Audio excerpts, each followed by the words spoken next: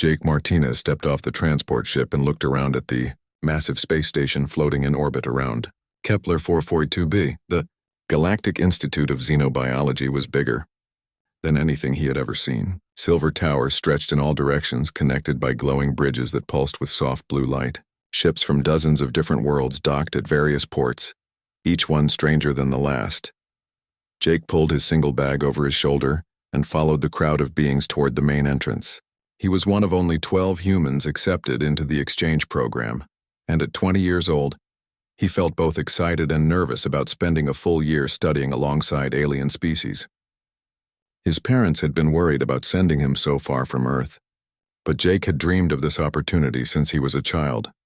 The entrance hall was enormous, with a ceiling that seemed to disappear into the distance above.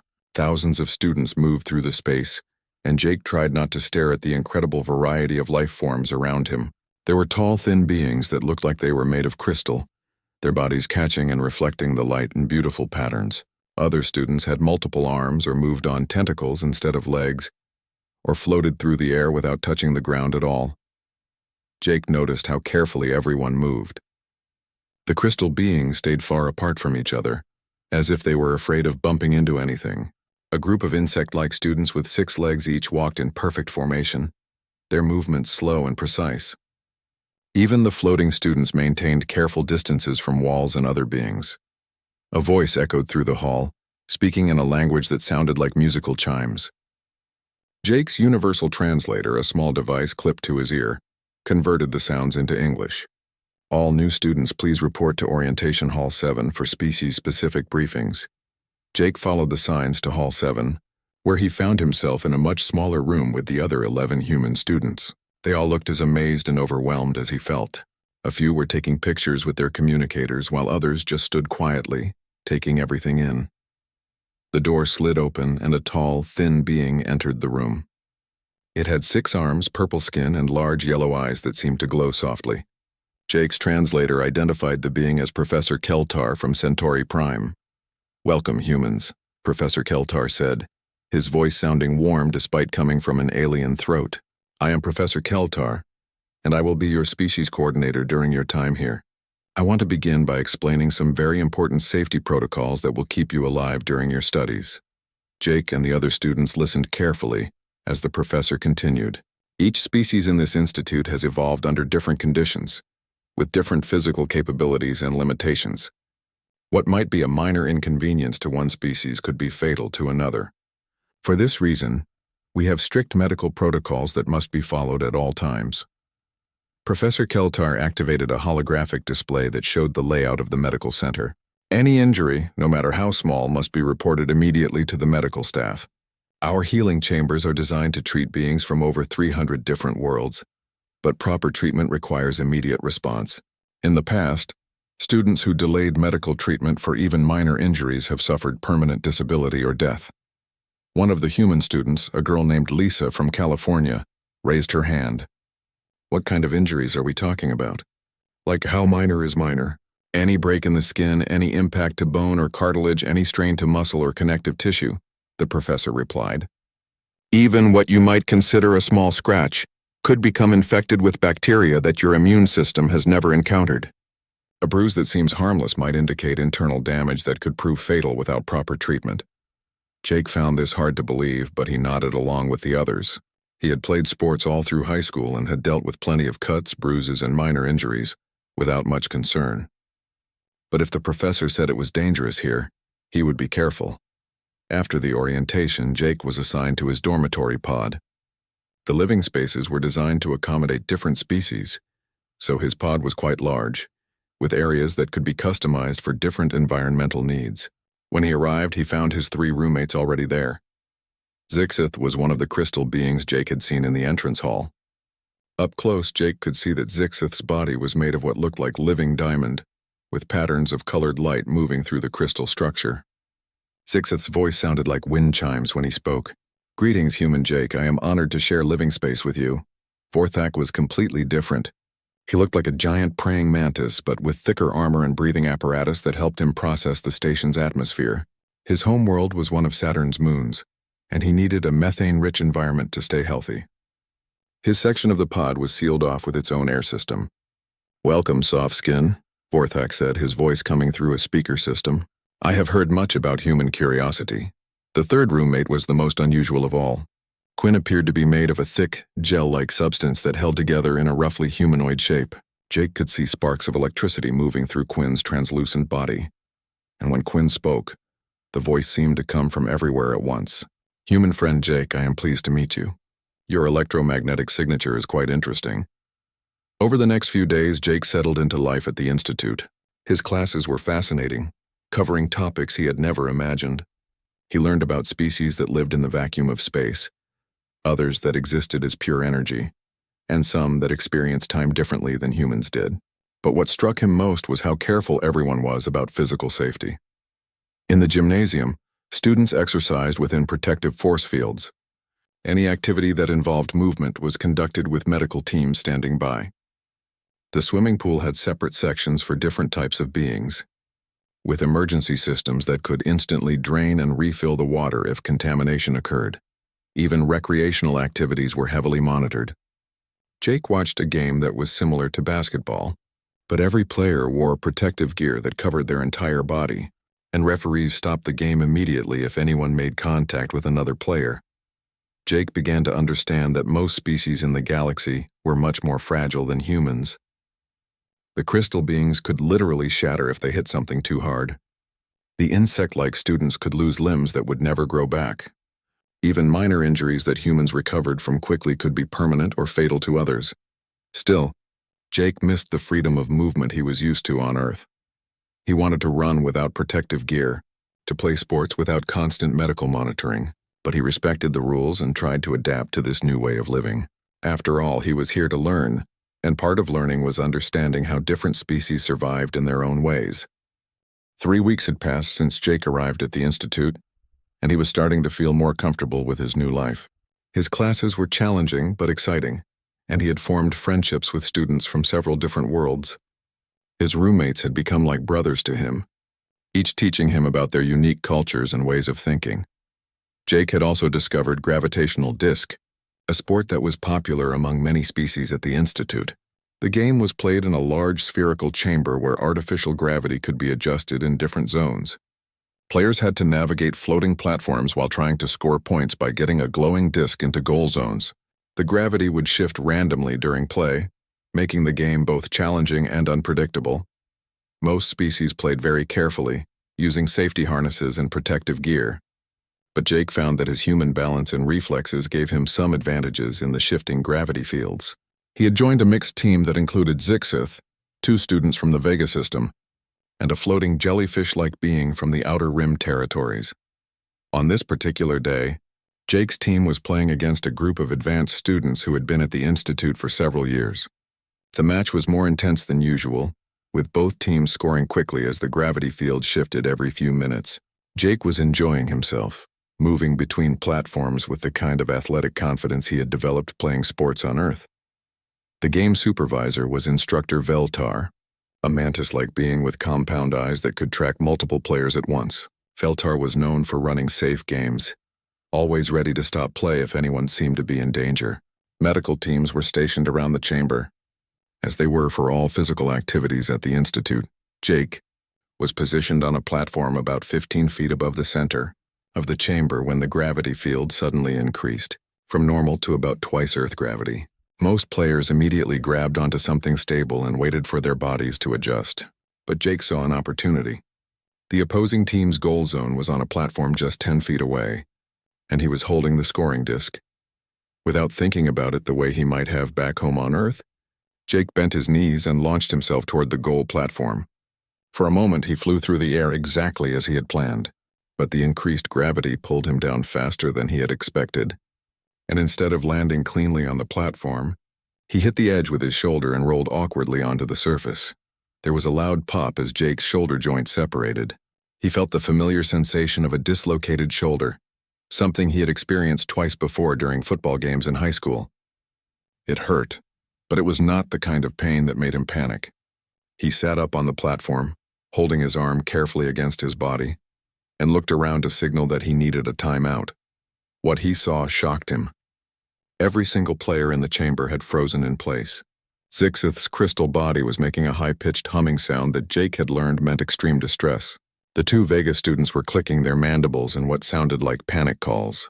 The jellyfish being was flashing bright red, which Jake knew was a danger signal for their species. Vorthek, who was playing from a protected booth due to his atmospheric needs, was gesturing frantically with all four of his arms, while speaking rapidly in his native language. Even the advanced students on the opposing team had stopped moving, and were staring at Jake with what looked like horror. Instructor Veltar was the first to react with action rather than shock. The Mantis being activated emergency controls that immediately locked down the gravitational fields and turned on bright medical lights throughout the chamber. "Medical emergency!" Veltar's voice echoed through speakers in the chamber and throughout the facility. "Catastrophic structural failure to human student." All players remained motionless. "Seal the facility immediately." Alarms began blaring throughout the complex. Jake could hear the heavy doors to the chamber sliding shut and locking. Emergency barriers appeared around his platform, creating a containment field that was supposed to prevent him from moving and causing further injury. "Hey, it's okay," Jake called out, trying to reassure everyone. His universal translator was working, so he knew the other students could understand him. "It's just a dislocated shoulder. I'll be fine." But his words seemed to make things worse instead of better. Zixith's humming grew louder and more distressed. The crystal being's body was starting to show stress fractures, thin lines appearing in the diamond-like structure. Jake realized that Zixith might actually shatter from panic if this continued. "Nobody move," Veltar commanded again. "The human's limb has become completely detached from its body structure. This is a Class A medical emergency." Jake looked down at his shoulder, confused by the description. His arm was still attached to his body, it was just out of position. The joint had popped out of its socket, but everything was still connected by muscles and ligaments. He had seen much worse injuries on Earth that were treated and healed completely. Through the containment field, Jake could see medical teams rushing toward the chamber. They were bringing equipment he had never seen before, including what looked like portable surgical units and tanks filled with healing fluid. The response seemed completely out of proportion to the injury. But Jake was beginning to understand that different species had very different ideas about what constituted a serious medical problem. Dr. Helen Carter, the human medical liaison who had arrived at the station a week earlier, came running into the chamber. She took one look at Jake sitting calmly on the platform and immediately understood what was happening. "Everyone, please remain calm," Dr. Carter announced through the public address system. "I am the human medical specialist and I can assess this situation properly." She approached the containment field and spoke directly to Jake. "How are you feeling? Any numbness in your fingers? Any trouble breathing?" "I feel fine, Doc," Jake replied. "It's just a dislocated shoulder. Happened to me twice in high school. Hurts a bit, but nothing terrible." Dr. Carter nodded and turned to address Instructor Veltar and the gathered medical teams. "I need to explain something about human physiology that may not be in your medical databases. This type of injury, while painful, is not life-threatening for humans. Our joints are designed to handle this kind of displacement." Veltar's compound eyes focused on Dr. Carter with obvious confusion. The scanning equipment clearly shows complete structural failure at the connection point. The bone has separated entirely from its socket. In any known species, this would require immediate surgical intervention to prevent permanent disability or death. "That's exactly what I need to explain," Dr. Carter said.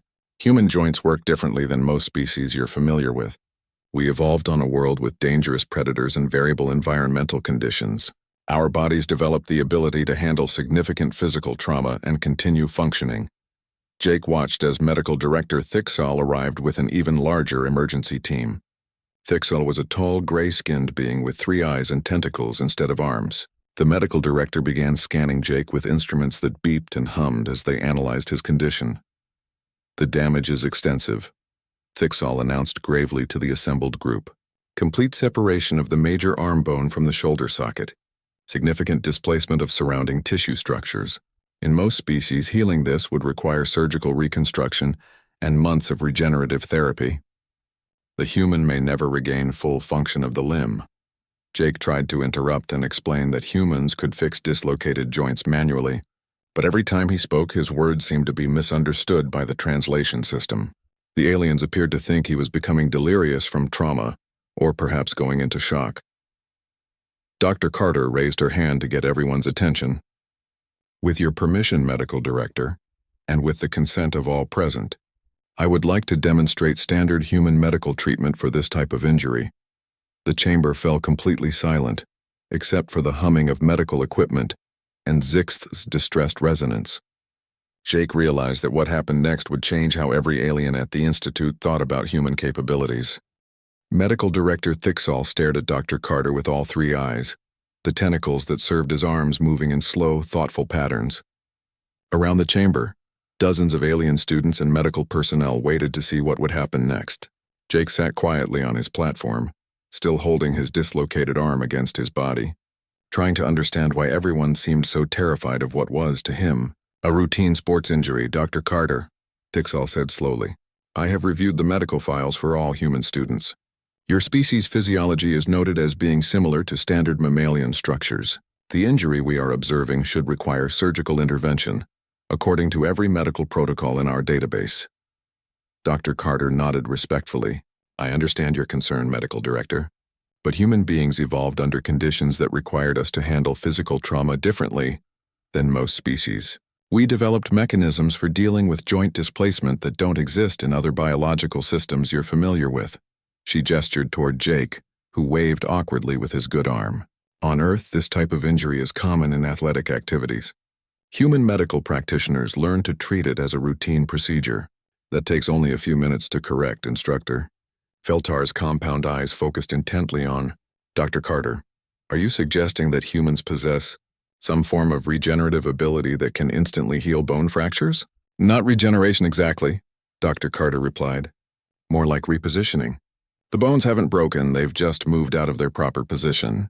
Human joints are designed with enough flexibility to allow this kind of displacement without permanent damage. Jake could see that his roommate Zixth was still resonating with panic, the crystal structure of his body showing more stress fractures as the minutes passed. The two Vega students were huddled together, their antennae twitching nervously. Even the medical staff seemed uncertain about what they were hearing. Dr. Carter approached the containment field around Jake's platform. Jake, I'm going to explain to everyone exactly what happened to your shoulder and how we can fix it. Is that okay with you? Sure, Doc, Jake replied. Whatever you think is best. Dr. Carter activated a holographic projector that displayed a three-dimensional image of human shoulder anatomy. The projection showed bones, muscles, ligaments, and the ball and socket joint structure that allowed human arms to move in multiple directions. The human shoulder is one of the most flexible joints in known biology, she began, highlighting different parts of the structure. It allows for an enormous range of motion, but that flexibility comes with a trade-off. The joint can become displaced under certain conditions. She manipulated the holographic image to show what had happened to Jake's shoulder. The ball-shaped end of the upper arm bone had slipped out of the cup-shaped socket in the shoulder blade. Surrounding muscles and ligaments were stretched but not torn. In most species, Dr. Carter continued, this would indeed be a catastrophic injury because your joints are designed for stability rather than flexibility. Your bones fit together more precisely, with less room for movement but also less chance of displacement. Medical Director Thicksall extended a scanning device toward the hologram, comparing the human anatomy with medical records from other species. This degree of joint flexibility would be impossible in Centaurian physiology, he said. Our bones would fracture before they would separate this way. Exactly, Dr. Carter agreed. And that's why your medical protocols call for immediate surgery. But human joints can be manually repositioned by applying force in the correct direction, at the correct angle. She turned to address the gathered students and medical staff. Human beings evolved on a world where survival often depended on continuing to function despite physical injury. Our ancestors had to escape from predators, travel long distances, and perform physical labor even when hurt. Over millions of years, our bodies developed remarkable resilience. Jake watched as the alien students began to understand what Dr. Carter was explaining. Their expressions of horror were slowly changing to amazement and curiosity. Quinn, his gel-like roommate, was flashing with patterns of blue and green light that Jake had learned indicated intense interest. So you're saying, Instructor Veltar asked, that humans can repair their own structural damage without medical equipment? For certain types of injuries, yes, Dr. Carter replied. Dislocated joints, minor fractures, cuts, bruises, and many other injuries can heal naturally or be treated with simple manual techniques. She gestured to Jake again. What Jake experienced is called a shoulder dislocation. On Earth, it's treated by gently pulling and rotating the arm until the bone slips back into its proper position. The procedure takes less than a minute and provides immediate relief from pain. Thicksall's tentacles moved in patterns that Jake recognized as deep concentration. The medical scanners confirmed that there is no bone fracture, no torn arteries, and no damage to major nerve pathways. The displacement appears to be purely positional. That's correct, Dr. Carter said, and with Jake's permission, I would like to demonstrate the standard human treatment for this condition. Jake nodded eagerly. The dislocated shoulder was becoming more uncomfortable as time passed, and he was ready to get it fixed. Please do, Doc. It's starting to ache pretty badly. Dr. Carter approached the platform and spoke to the containment field controls. I need to disable the barrier so I can perform the treatment. I assure everyone that this procedure is completely safe when performed correctly. Medical Director Thicksall hesitated for a long moment, then slowly deactivated the containment field. All medical equipment will remain active and ready for emergency intervention, he announced. Dr. Carter climbed onto the platform and knelt beside Jake. She examined his shoulder carefully, pressing gently around the displaced joint and checking his circulation and nerve response. Everything looks normal, she said. Jake, this might hurt for just a second, but then you'll feel much better. I'm ready, Jake replied. Dr. Carter positioned Jake's arm carefully, explaining each step to the fascinated alien audience. I'm going to apply gentle traction to extend the arm while rotating it slowly. The goal is to guide the ball of the upper arm bone back into its socket. She grasped Jake's wrist and elbow, positioning his arm at the correct angle. Around the chamber, every alien student and medical professional watched in complete silence. Even Zixith had stopped resonating, though the stress fractures in his crystal body remained visible. The key, Dr. Carter continued, is to work with the human body's natural flexibility rather than against it. Human muscles will relax and allow the repositioning if it's done correctly. She began to apply gentle pressure, rotating Jake's arm in a slow, controlled motion. Jake felt the familiar sensation of his shoulder joint moving back toward its proper position. There was a moment of increased discomfort, and then suddenly, with another audible pop, everything slipped back into place. The relief was immediate and obvious. Jake rotated his shoulder experimentally, testing his range of motion. That feels great, Doc, thanks. The silence in the chamber was so complete that Jake could hear the hum of the life support systems. Every alien present stared at him as if he had just performed magic.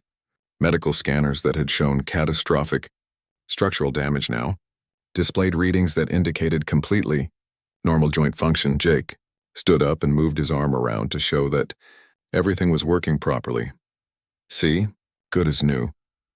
Zixth's crystal body began resonating again, but this time the sound was different, higher pitched and almost musical. Jake realized that his roommate was not expressing panic anymore, but wonder. The silence in the gravitational disk chamber stretched on for what felt like an eternity. Jake continued moving his arm, demonstrating that his shoulder was working perfectly, while dozens of alien beings stared at him in complete amazement. Medical scanners continued beeping softly, confirming that his joint function had returned to normal parameters. Finally, Medical Director Thicksall broke the silence.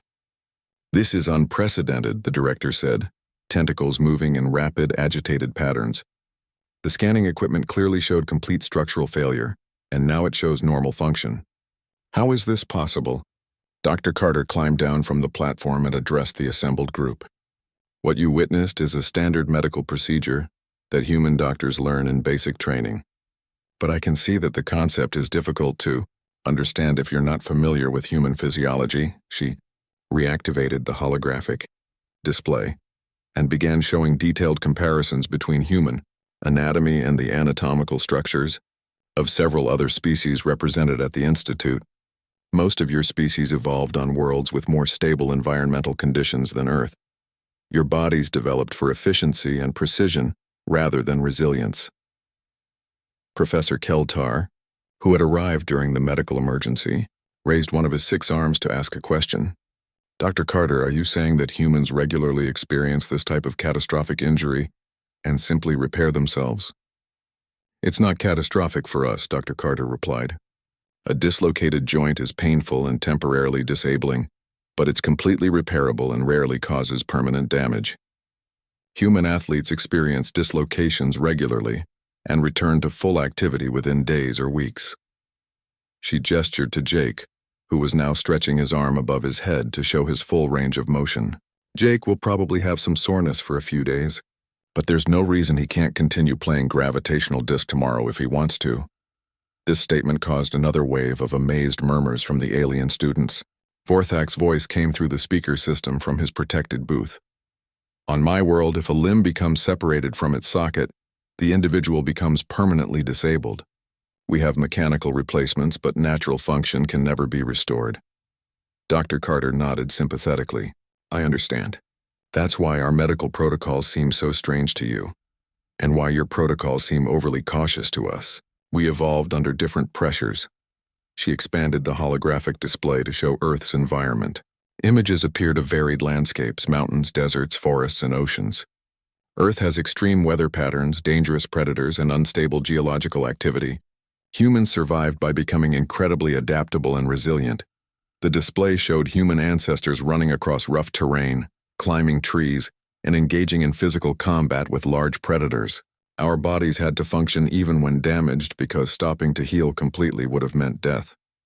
We developed the ability to continue functioning with broken bones, torn muscles, and significant injuries. Instructor Veltar approached the holographic display, studying the images with obvious fascination. Your species evolved as persistence hunters, correct? I have read about this in xenobiology texts. That's right, Dr. Carter confirmed.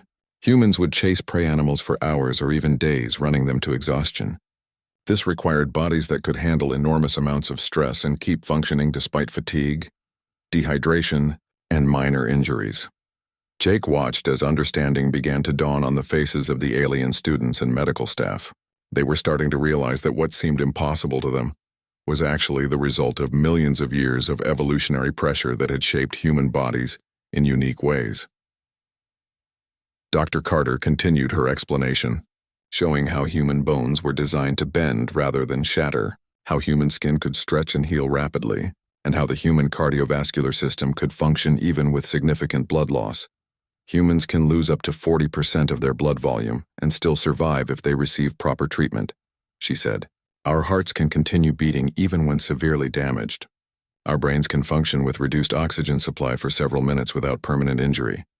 Quinn, Jake's gel-like roommate, pulsed with bright yellow light as he spoke. This explains many confusing behaviors I have observed in human students.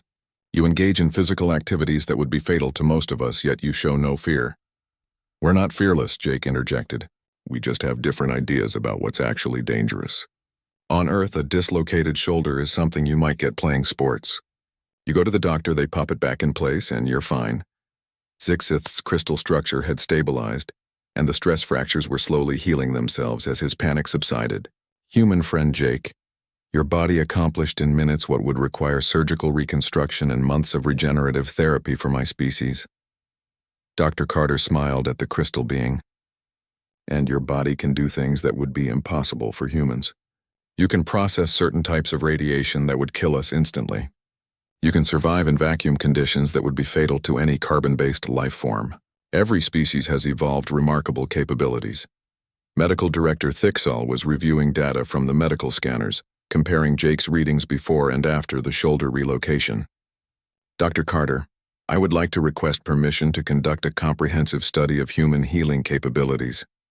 This could revolutionize our understanding of biological resilience. I'd be happy to coordinate that study, Dr. Carter replied, but I should warn you that human healing abilities might seem even more impossible once you understand them fully. She activated another holographic display that showed the human healing process in detail. Time-lapse images demonstrated how human skin could close wounds within days, how broken bones could knit themselves back together and actually become stronger than before, and how the human immune system could adapt to new threats and develop permanent resistance. Humans can heal from injuries that would be permanently disabling to most species, Dr. Carter explained. We can regrow skin, repair muscle tissue, and even recover from certain types of brain damage. Our bodies are constantly repairing themselves at the cellular level. Professor Keltar was taking detailed notes with all 6 of his arms, recording everything Dr. Carter said. This suggests that human students could participate in physical activities that we currently consider too dangerous for any species. With proper precautions, yes, Dr. Carter agreed. But we still need to be careful about injuries that are serious even for humans. We're resilient, but we're not invulnerable. Jake raised his hand to speak. Doc, should I tell them about the time I broke my leg in 3 places and was back to playing football 6 months later? The collective gasp from every alien in the chamber was so loud that it echoed off the walls.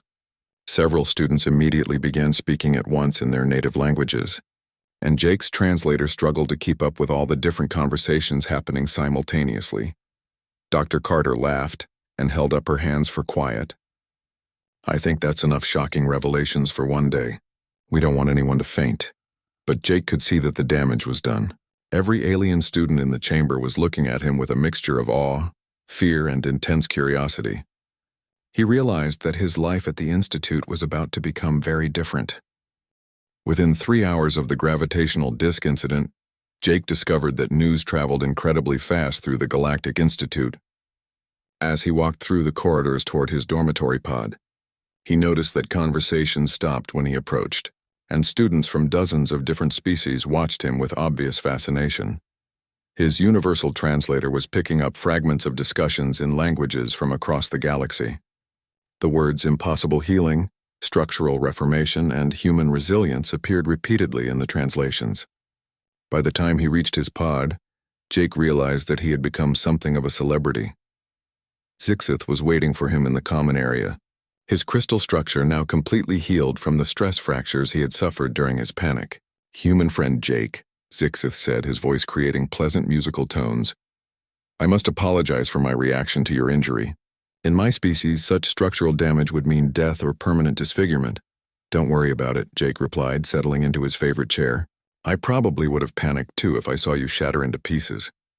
That is precisely what I mean, Zixith continued. If I were to shatter, my consciousness would cease immediately. There would be no possibility of repair or recovery. Yet you experienced what we perceived as equivalent damage and simply corrected it as if nothing had happened. Vorthak's voice came through the speakers from his sealed section of the pod. Jake, friend, I have been researching human physiology in the database. The information is remarkable but difficult to believe. It says that humans can survive having major organs completely removed and replaced with mechanical alternatives. Heart surgery is pretty common on Earth, Jake confirmed.